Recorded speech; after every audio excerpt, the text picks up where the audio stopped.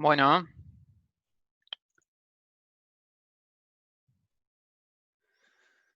¿todos pueden ingresar ahora segundo o no?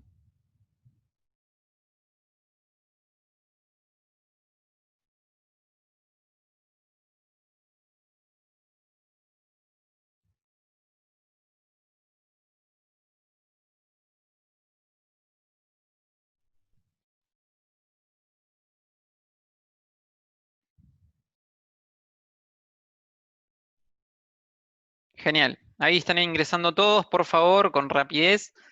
Segundo, si puedes, transmitir a los demás cómo tienen que hacer para ingresar, porque le di reiniciar a Bueno, la reunión bueno, dale, previa. dale.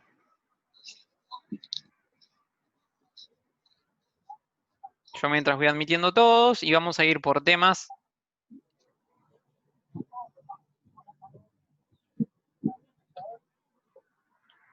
Genial.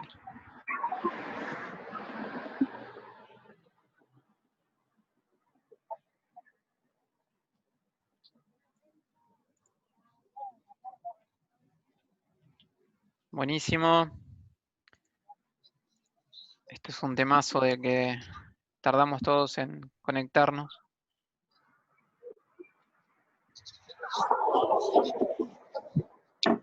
Profe, Sí. ¿usted puede silenciar los micrófonos? Usted va donde dice participantes, Sí. aprieta ahí y le va a aparecer todos los participantes. La persona que tenga el micrófono abierto, en este caso, por ejemplo, yo, si usted aprieta encima mío, sobre mi nombre, Sí, le pongo va a dar la mute. opción de silenciar. Exactamente. Ujú. Genial. Bueno, admitimos a todos. De vuelta. Esperemos a que se conecten. Mientras quienes vayan queriendo hacer preguntas, van haciendo. Así seguimos.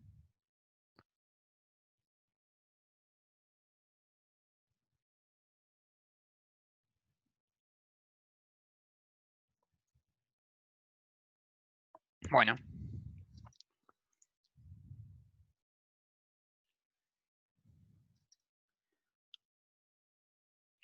Profe, yo tenía una duda. sí, Berra. Por ahí no tiene mucho que ver, pero es algo que me surgió hace bastante. Y esta responsabilidad del heredero, hasta hoy en Sí. día sigue, ¿no? De responder por las No, deudas del, no, ¿no? no, Cuando dicen te dejó no. muchas deudas. Ya hemos evolucionado, Berra. Bueno, gracias. Ahora lo vamos a ver igual. No, no sigue. O sea, hay los herederos heredan también deudas que el causante tenía porque son de contenido patrimonial en general, pero existen instituciones que evitan esta responsabilidad ultra vires hereditatis porque ya vamos a ver ahora, se limita, no es que el heredero va a tener que responder con sus propios bienes la deuda del causante, ¿sí? Ahora, en breves segundos, vamos a ver qué pasó con eso. Ese modelo, que fue evolución de la época de la República Romana, es generalmente el modelo que han adoptado cada uno de los países en los estados modernos. ¿Bien? Y en definitiva, todos los códigos civiles de Europa y todos los códigos civiles que nosotros heredamos, básicamente basados en el derecho romano, por eso hoy en día tenemos esas instituciones aún vigentes. Pero no tienen que ver nada que ver con la responsabilidad ultravires. El término responsabilidad ultravires, de hecho, es un término que se utiliza en otras áreas del derecho. Por eso yo hice la aclaración. Una cosa es responsabilidad ultravires, es un término que hace alusión a esta circunstancia. Y ultravires hereditatis hace alusión exclusivamente en el ámbito del derecho sucesorio. ¿Sí? Pero van a ver, cuando avancen en la carrera, que lo ultravires es algo común en otras ramas del derecho, como por ejemplo en el derecho comercial. ¿Sí? estoy aceptando a alumnos y hay una persona que no tiene ni nombre ni apellido y la verdad que TP2, no sé qué es eso. Yo no lo voy a aceptar. Avisen porque la verdad para eso está la sala de espera. Salvo que ustedes den fe de que sea algún compañero o compañera.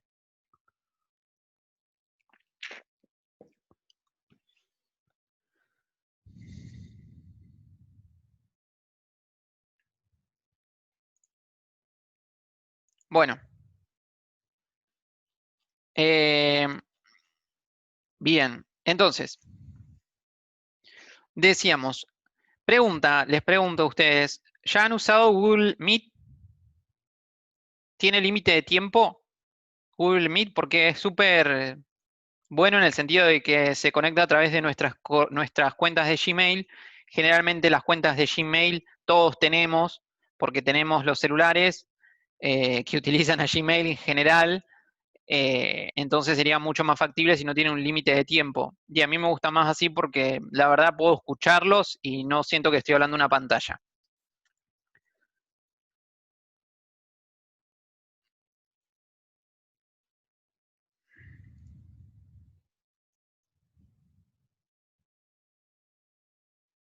Bueno, ¿nadie lo ha usado?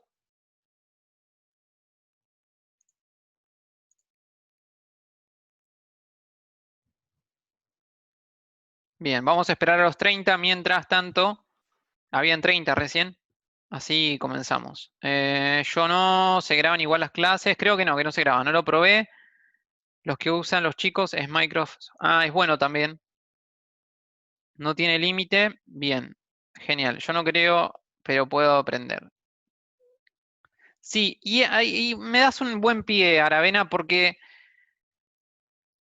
no tengan miedo a los cambios tecnológicos, a aprender a usar nuevas herramientas, ya sea que no tienen que ver específicamente con el derecho, pero sí hacen a la interconexión y a estas épocas, porque en definitiva, quien conoce más sobre un tema va a tener más posibilidades en general en todos los ámbitos laborales, educacionales y demás, que las personas que no conocen el funcionamiento de determinados sistemas informáticos. En YouTube hay un montón de tutoriales, pueden leer de a Google abierto, entonces no tengan miedo a la innovación tecnológica, a conocer nuevas plataformas, nuevos sistemas, porque es un miedo infundado. Nadie nació sabiendo cuestiones de informática, todos pueden saber y adquirir nuevos conocimientos y la verdad, en vez de restar, suma. ¿Está? Porque todos dicen, no, por esta plataforma no, por la otra, ay, no sé si habrá lugar, se les acaba el mundo y hay lugar y se puede aprender y se pueden usar un montón de herramientas y si uno sabe mucho más, mucho mejor porque tiene más posibilidades. Consejo. Bueno, seguimos con la clase.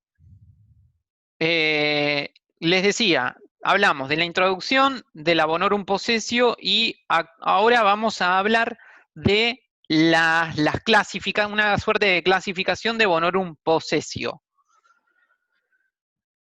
Esta Bonorum Possessio podía ser cum re o sine re.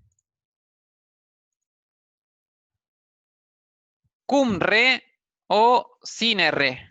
Yo se los escribo ahí en el chat. Y si no, tienen el manual. Cum re cuando el pretor era el que protegía al heredero de este derecho honorario, ¿sí? Frente al heredero civil. Supongamos que es un hijo emancipado que salió fuera de la familia y está pidiendo también ser heredero, ser convocado a la sucesión y enfrente tiene el derecho civil. Entonces el pretor ahí tiene la posibilidad, no shader porque ya si no seríamos armar muchos videos. Lo puede ver porque va a quedar colgado en Facebook, en YouTube. Entonces, puede ser cum re o sine re. Cum re, ¿qué estamos hablando, header? Y ahí retomo para todos los demás. Derecho sucesorio, sucesión en el derecho honorario en el segundo periodo y estamos viendo las particularidades y las innovaciones que creó el pretor en esta época. Entonces, si el heredero civil frente a él tenía un heredero propio del derecho honorario, ¿sí? Del derecho pretoriano, el pretor tenía la opción de defenderlo o no defenderlo. Si el pretor optaba por defenderlo, era una sucesión cum re, ¿sí? Porque lo iba a defender y lo iba a mantener en la posición frente a los bienes, en posesión de los bienes, frente al heredero civil. Mientras que si era sine re, el bonorum possessor, ¿sí? El que estaba en posesión de los bienes por amparo del pretor, iba a ser mantenido de manera provisional y temporal hasta que aparezca un heredero civil. En su caso, en caso de que apareciera, iba a ser desplazado por este derecho civil, dependiendo obviamente de las circunstancias del caso. También, y es importante, y ahí les escribo en el chat, que ahora se los resumo, se los escribo como es en latín, según cómo defendiera el pretor al bonorum possessor, podía ser secundum tabulas, ¿sí? Cuando iba a proteger a ese heredero según los términos del testamento, por eso era secundum tabulas. No sé quién tiene prendido el micrófono, que no lo puedo ver. Por favor, apáguenlo. Ahí lo apagué, me parece yo. Bueno. Secundum tabulas, espero que lo hayan visto en el chat, contéstenme, por favor. Y si el pretor lo defendía según los términos del testamento, o sine tabulas, si el pretor defendía no lo que decía el testamento, sino una sucesión en base intestada, ¿sí? Sine tabula, sin testamento. Y por otro lado, podía existir una bonorum possessio contra tabulas. ¿Qué es contra tabulas? Que el pretor se iba a apartar de lo que dijera el testamento, iba a estar en contra de las disposiciones testamentarias y iba a estar a favor de aquellos herederos que habían sido omitidos o desheredados por el testador, sin ningún tipo de justa causa, porque recuerden que el testador antes tenía una libertad absoluta de desheredar sin ningún tipo de causa y sin ningún tipo de limitación. Circunstancias que no se va a dar en este periodo, en este segundo periodo. ¿Vamos bien hasta ahí? Vayan diciéndome mientras yo sigo. Me da la espalda un poco. Bueno, genial. En relación a la sucesión del derecho pretoriano, ya saben, básicamente importante, les reitero, es una sucesión que no deroga la hereditas, sino que nace en paralelo a la misma, se basa en la equidad, el pretor tiene una fundamental importancia y además, y esto es fundamental, como que es la modificación primordial del pretor, es que se le reconoce vocación hereditaria a el hijo emancipado. ¿Sí? Se le permite a este hijo emancipado que había salido fuera de la herencia a venir a la sucesión para ver qué bien le toca. Además de esta circunstancia que es importante, es que se le reconoce a los parientes consanguíneos, es decir, a los parientes que tienen un vínculo de sangre tanto en la línea de varones como en la línea de femenina, ¿sí? Derechos, se les reconoce derechos hereditarios, igual que al cónyuge, ¿sí? En matrimonio, pero sine manu, ¿sí? Cum manu y sine manu, esto ya lo tienen que manejar. El cum manu siempre estaba dentro de la herencia porque estaba en el ámbito de la familia en calidad de hija, si estaba casada con el pater, o en calidad de nieta, si estaba casada con el hijo del pater. Entonces venía la herencia. Pero lo que estaba sine manu, que tenía su propio pater, bien, no heredaba a el pater, ya sea marido o pater hijo de el padre. ¿Está? Y esto es importante porque se le reconoce vocación hereditaria a ella también. También tienen que tener en cuenta que en el derecho pretorio, ¿sí? O del pretor, la sucesión intestada, ¿sí? O ab intestato, sin testamento, está regulada o estructurada en base a determinados órdenes. Órdenes que eran llamados por el pretor a suceder a este causante que había muerto. ¿Está? El bonorum possessor, es decir, el heredero pretoriano, tenía el plazo para solicitar la bonorum possessio, es decir, la posesión de los bienes hereditarios, tenía un plazo desde la muerte del causante, que en principio eran 100 días. ¿Está? Y este plazo se extendió un año cuando se trataba de hijos del causante. Tratándose de hijos o padres del causante. ¿Está? Era de 100 días, pero se extendió en un año a estas dos circunstancias, que generalmente estaba dada por el hijo emancipado. ¿Saben quién es el hijo emancipado, verdad? Quien no sepa, me avisa y lo explico. Existían órdenes de llamados a heredar, se llaman los órdenes del llamado del pretor, y ahí se los escribo, esto tiene mucho de término en latín. Los primeros que venían a la herencia eran los unde liberi.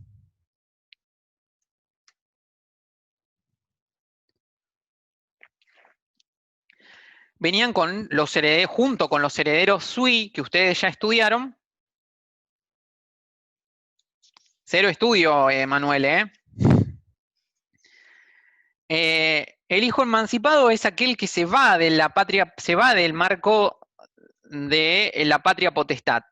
¿Sí? Se va del poder del marco del pater familia, de la familia del pater. Se transforma de un alieni iuris, pasa a ser un sui iuris y tiene su propia familia, sus propios bienes y es jefe de su familia. ¿Sí? Eso quiere decir emancipado en términos generales. Hay un montón de circunstancias que deberá profundizar en la unidad de familia, pero para que siga la línea de esta clase es ese hijo que estaba en el marco de la familia, del pater familia, pero por determinadas circunstancias en algún momento sale de esa patria potestad, es emancipado y forma su propia familia, su propia vida, etc. Muchos integrantes de la familia, los filius, por más que sean mayores de edad, seguían bajo las potestas del pater. En este caso, contribuían a ser instrumentos de adquisición del pater familia. ¿Sí? No era el caso del emancipado. Bueno, entonces, en este primer llamado a heredar, quienes venían a la herencia eran los herederos sui, que ustedes ya conocen, ¿sí? El hijo, el nieto, los sanguíneos, el adoptivo, ¿sí? Los hijos adoptivos, la mujer in manu, es decir, la que estaba sometida a la manus del pater, a la patria potestad, y nadie más. Entonces, en compañía de estos, ¿sí? Que el pretor denominaba un deliberi, que se los acabo de anotar allí, venía los hijos emancipados, es decir, aquellos descendientes que hubieran salido de la potestas del causante. ¿Está? Se le sumaban a estos que venían a heredar. ¿Cómo heredaban? Entre el mismo orden, ¿sí? Entre los undeliberi, si estaban en igualdad de posición, heredaban per cápita, ¿sí? Por cabeza. Si fueran 4, por ejemplo, bueno, era un cuarto para cada uno. Bien. Ahora, si en realidad eran de distintos grados, por ejemplo, venían los 4 hijos a la herencia del causante y en realidad uno de los herederos, ya sea bonorum possessor o heredero, moría, venían los hijos de este, ¿sí? La herencia no iba, que eran 2, ¿bien? ¿Me siguen hasta ahí? La herencia no iba a ser repartida entre 5 per cápita, por cada cabeza. La herencia iba a ser, digamos, dividida en 4 porciones hereditarias, y una porción hereditaria iba a estar dividida por estirpe. ¿Sí? ¿Qué quiere decir esto por estirpe? Que a esos dos que venían por un hijo prefallecido, iban a heredar un medio cada uno de ese un cuarto que le correspondía a su pater. ¿Se entiende esto? Que es un sistema de per cápita y per estirpe que sigue imperando en nuestra actualidad. Supongamos, hay un padre de familia que muere, tiene 2 hijos, cada uno con 2 hijos a la vez, la herencia se debiera dividir en un medio, pero si hay un prefallecido, uno de los 2 hijos que va a heredar, van a venir los nietos y en relación a esos nietos le va a corresponder, ¿sí?, a cada uno un medio de esa mitad que le correspondía a su padre. ¿Está claro eso? Es importante que lo entiendan, ¿eh? Genial. Otra norma de pretoria, ¿sí?, de esta época, obligaba a este hijo emancipado, que se iba a venir a beneficiar de la herencia, que había salido en su oportunidad, pero ahora volvía a reclamar los bienes, se lo obligaba a traer aquellos bienes para repartir, ¿sí?, entre todos los herederos que hubiera recibido por su propia cuenta. Está el emancipado que había hecho su vida fuera de la potestad del pater y que había adquirido bienes. Como quería venir a la herencia, el pretor lo obligaba a traer bienes a esa herencia para repartir entre los coherederos.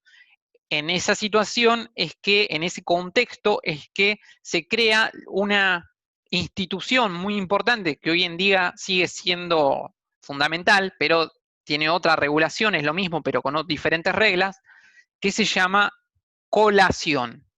¿Sí? Traen al acervo hereditario los bienes que habría adquirido en vida ese hijo emancipado para también ser repartidos o divididos con la herencia que les tocaba a todos. ¿Estamos? Bueno, en el segundo orden venían a heredar los unde legitimi. ¿Quién eran los unde legitimi? Eran el agnado más próximo, ¿sí? A falta de los unde liberi, que son los que les mencioné, si no había ningún unde liberi, pasamos al segundo orden de herederos, que sería el agnado más próximo. Aquel que tuviera un vínculo agnaticio con el pater más próximo era el que iba a ser el titular de esos bienes. En el marco, un bonorum possessor. ¿Estamos? Y en tiempos más antiguos venían en este orden los gentiles también. Ustedes ya saben que existían los gentilicios que formaban parte y estaban en el marco de la estructura familiar. Hay otra persona que está intentando agregar, le avisan que se llama usuario y si la verdad no tiene nombre y apellido no va a ser admitida. ¿Estamos? Bueno. En el tercer orden, a falta del segundo, venían a heredar los unde cognati. ¿Quiénes son los unde cognati? La palabra básicamente, cognati, habla indefectiblemente de los herederos que llamaba el pretor, que tenían relación con el pater de un vínculo consanguíneo. ¿Sí? Los parientes de sangre más próximos.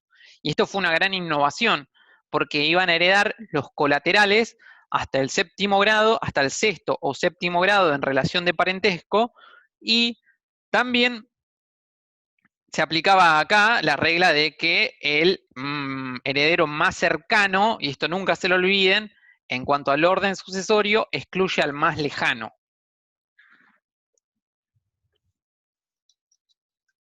¿Estamos? Podría venir a heredar, por ejemplo, la madre o el padre o los parientes en línea femenina porque se basaba en un vínculo consanguíneo.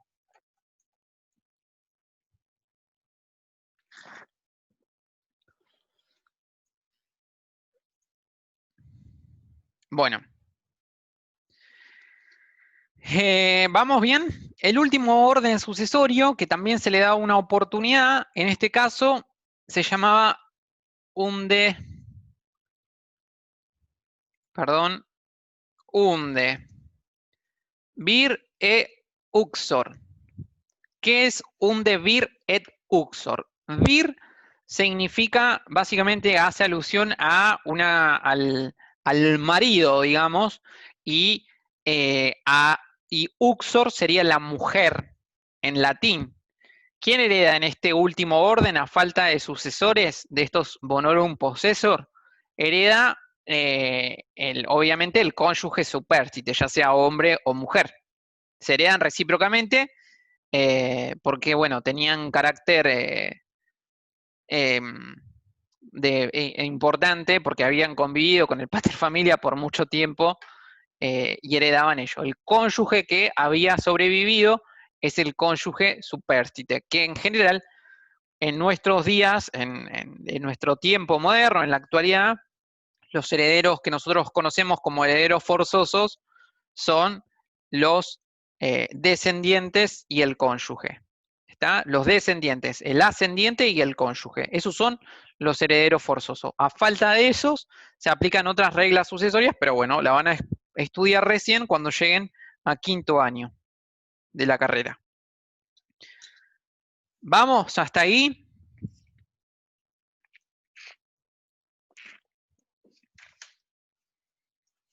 Genial. ¿Preguntas? Profe, Sí. en el unde cognati, ¿podían Sí. heredar los hijos de los primos hermanos? Sí, efectivamente. Iban a heredar en el ámbito del parentesco aquellos desde el sexto hasta el sexto o séptimo grado en línea recta o colateral. Ah, ok, gracias. Bueno, ¿alguna otra duda de este tema? Así pasamos a la sucesión testamentaria.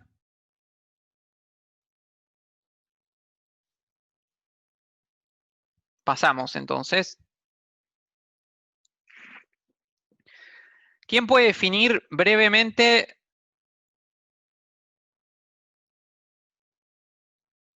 los colaterales? Porque está basado en un vínculo de cognaticio, Liaudat. En realidad, en principio no es que heredan. Concretice por favor la pregunta o hágala con el micrófono encendido porque así no se entiende. La escucho.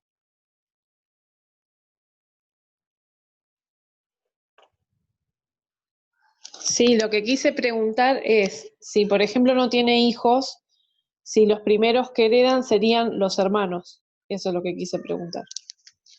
Sí, los primeros que heredan en esta línea unde cognati serían los hermanos. Pero para eso usted tiene que haber pasado los unde liberi y los unde legitimi. Y en los unde legitimi tiene a los gentiles y a los agnados. ¿Sí? Ah, bueno. Porque es por orden. O sea, la sucesión es por orden. Primero nos vamos a fijar en todos los unde liberi. Luego vamos a ver si hay algún unde legitime. Finalmente los unde cognati. Si bien están en un último lugar, ¿sí? No son menos importantes. Empiezan a tener importancia porque le da primacía a un vínculo de sangre que antes no era considerado. ¿Sí? Eso es importante tener en cuenta eso, pero también no perderse en el sentido de que antes de los unde cognati tenemos a toda una serie de sucesores que no tiene que haber ninguno de ellos para que pase a este orden sucesorio. Bueno, sí, se entendió. Genial. Buenísimo. Bien. Bueno, entonces vamos a pasar a la sucesión testamentaria del derecho pretorio. ¿Quién de ustedes me puede decir qué es un testamento? Que ya lo deberán saber.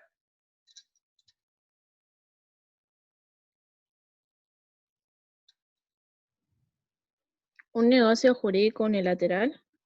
¿Y qué más?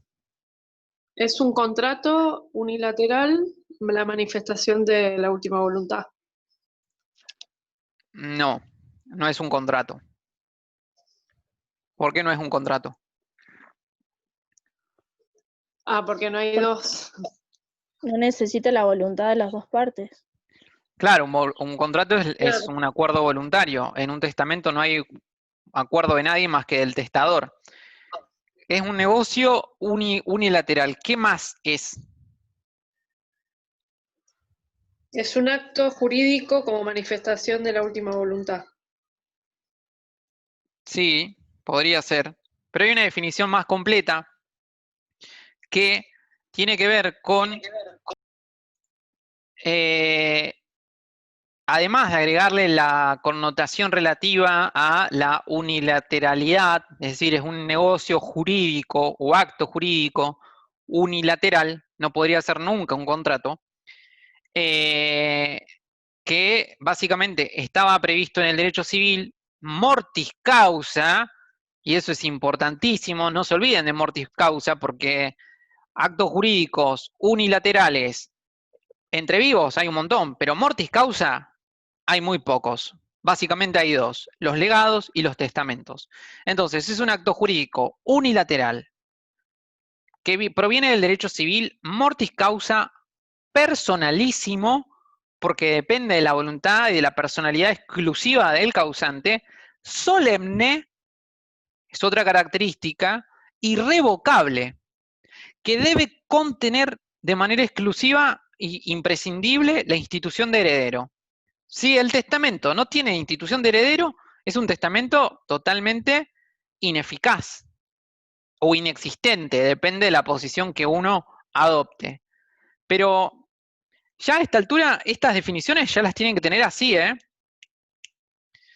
Entonces, es un negocio jurídico unilateral, mortis causa, propio del derecho civil, personalísimo, revocable y solemne, en el que se estipula la institución o en el que debe constar sí o sí de manera esencial la institución de heredero a través del cual el pater va a determinar qué va a pasar con los bienes después de su muerte. ¿Sí? Eso es un testamento. ¿Qué es importante tener en cuenta en este periodo en relación a los testamentos? Ustedes saben que en la época arcaica del derecho romano debían reunir una serie de requisitos formales y solemnes para que el testamento sea válido. De Laurentiis lo veo no muteado, si quiere decir algo.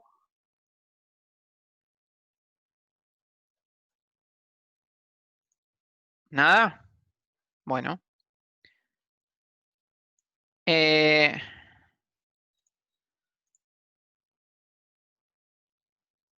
Bueno.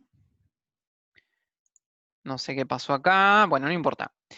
Entonces, ¿qué es importante? En la época del derecho antiguo, era importante esta solemnidad, esta rigurosidad, llevarlo adelante conforme a las prescripciones de la ley de las 12 tablas, lo que va a seguir teniendo importancia, pero básicamente van a tener validez todos aquellos testamentos exhibidos por ciudadanos provistos del signo o sello de 7 testigos.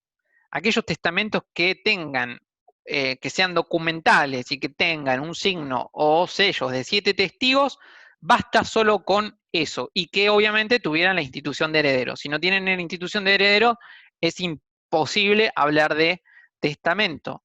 También es importante que se prescinde, ¿sí? No se tiene en cuenta, esto hablo como se prescinde, no nos va a importar más nada que tenga que ver con la mancipatio para la elaboración del testamento. Vamos a alcanzar a explicar otro tema y pasamos a otra reunión, que se llama sustitución testamentaria. ¿Qué es esto de la sustitución testamentaria? Estamos hablando en el marco de un testamento y estamos hablando de disposiciones que se realizan en el testamento, por eso se llama, por eso son testamentarias. Son disposiciones contenidas en un testamento en las que el causante va a llamar a la herencia a un heredero designando un determinado orden subsidiario. ¿Qué quiere decir? Que va a haber una institución de heredero principal y en caso condicionado en que ese heredero no pueda venir o rechace la herencia, la repudie la herencia, o fallezca, va a haber un subsidiario, una suerte de suplente que va a pasar a ocupar su lugar dentro de ese testamento. Eso es lo que se conoce como sustitución testamentaria. Una disposición del testador que simplemente va a decir, bueno, yo le voy a donar a Gabrielito determinados bienes. Si Gabrielito muere o no o repudia la herencia, va a tener que venir a la herencia a, no sé, de Laurentis. ¿Estamos? Hay una sustitución en el sujeto que va a estar investido como heredero en el testamento. ¿Qué clases de sustitución vamos a estudiar? 2 clases hasta el momento, más allá que en la época imperial del derecho romano va a aparecer otra. Por el momento basta con que sepan que existe la sustitución vulgar, en primer término, ¿sí? Que era para la hipótesis de que el heredero pudiera haber premuerto el instituido en el testamento, ¿sí? O lo que yo les decía, repudiara la herencia. Y la otra sustitución, ¿sí? De sustituto es la sustitución pupilar. ¿Qué es esto de la sustitución pupilar? Es en el caso en que el heredero o en el que la persona instituida como heredera no llegare a muriera impúber el heredero. Entonces, si muere antes de alcanzar la pubertad, va a venir alguien a sustituirlo en ese lugar. ¿Vamos bien? ¿Hasta ahí? ¿Quedan algunos temas? Ya vamos, nos quedan poquitos temas y terminamos. Quedarían, supónganse, una reunión más y ya Profe. caput. Sí.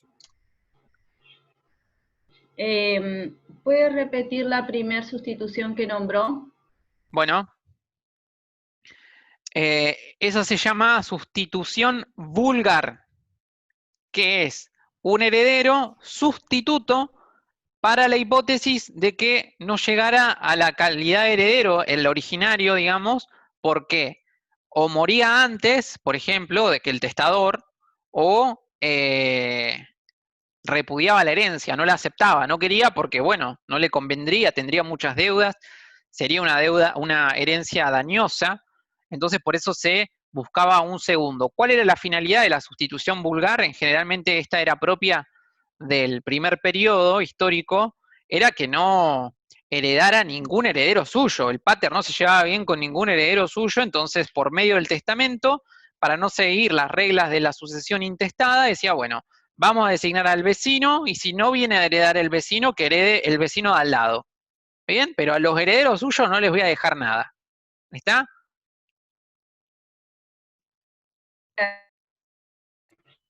Profe, Sí. en el programa dice sustitución pupilar o cuasi pupilar. ¿Esa Sí. cuasi pupilar es la vulgar? La cuasi pupilar, no, la cuasi pupilar la vamos a estudiar recién en la última unidad de sucesiones. La sustitución vulgar generalmente viene y está en Argüello antes de la pupilar. Listo, gracias. De nada. ¿Dudas?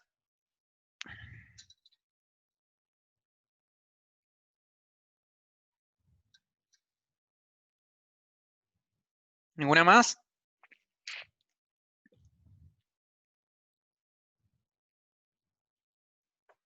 Bueno, a ver acá. Bien. Genial.